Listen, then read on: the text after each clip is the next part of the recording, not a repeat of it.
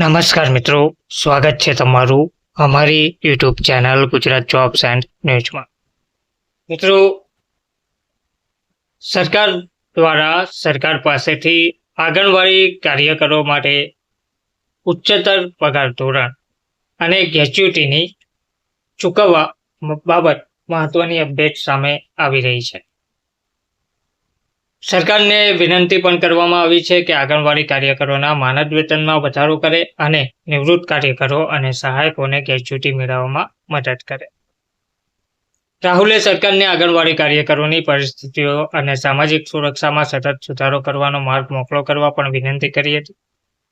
તેમજ કેન્દ્રીય મહિલા અને બાળ વિકાસ મંત્રીને લખેલા પત્રમાં તેમણે જણાવ્યું હતું કે 3 વર્ષ પહેલા સુપ્રીમ કોર્ટે આંગણવાડી કાર્યકરો અને મદદગારોને ઔપચારિક કર્મચારીઓ તરીકે માન્યતા આપી હતી અને તેમને પેમેન્ટ ઓફ ગ્રેચ્યુટી એક્ટ 1972 હેઠળ ગ્રેચ્યુટીના હકદાર બનાવ્યા હતા.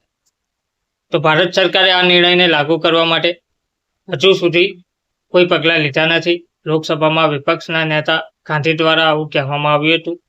અખિલ ભારતીય આંગણવાડી કાર્યકર સમિતિના પ્રતિનિધિ મંડળ સાથેની તાજેતરની બેઠકનો ઉલ્લેખ કરતા ભૂતપૂર્વ પ્રમુખે આંગણવાડી કાર્યકરો અને સહાયકોને સંકલિત બાળ વિકાસ સેવાઓ ICDS કાર્યક્રમની કરોડરજ્જુ તરીકે ગણાવ્યા, જેમણે ભૂખ અને કુપોષણ સામે લડીને તેમજ પૂર્વ પ્રાથમિક શિક્ષણ આપીને મહિલાઓ અને બાળકોની અથાગ સેવા કરી છે.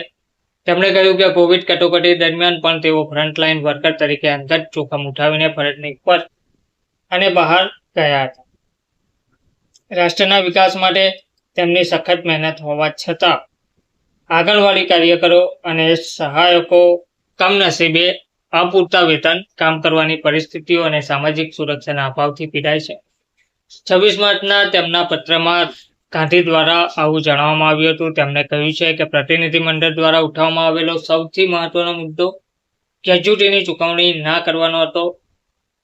તેમણે વધુમાં જણાવ્યું હતું કે મને ખાતરી છે કે તમે સંમત થશો કે જે કર્મચારીઓ દાયકાઓ સુધી પ્રતિબદ્ધતા સાથે કામ કરે છે તેમને પર્યાપ્ત નિવૃત્તિ લાભ મળવો જોઈએ. પત્રમાં તેમણે આવું જણાવ્યું છે અને તેમણે કહ્યું છે કે આંગણવાડી કાર્યકરો અને સહાયકોના સમર્પણ અને યોગદાનને ઓળખવું જોઈએ અને તેમનું સન્માન કરવું જોઈએ અને તેમની ફરિયાદો સાંભળવી જોઈએ અને તેનું નિરાકરણ વહેલામાં વહેલી તકે કરવું જોઈએ. ધન્યવાદ.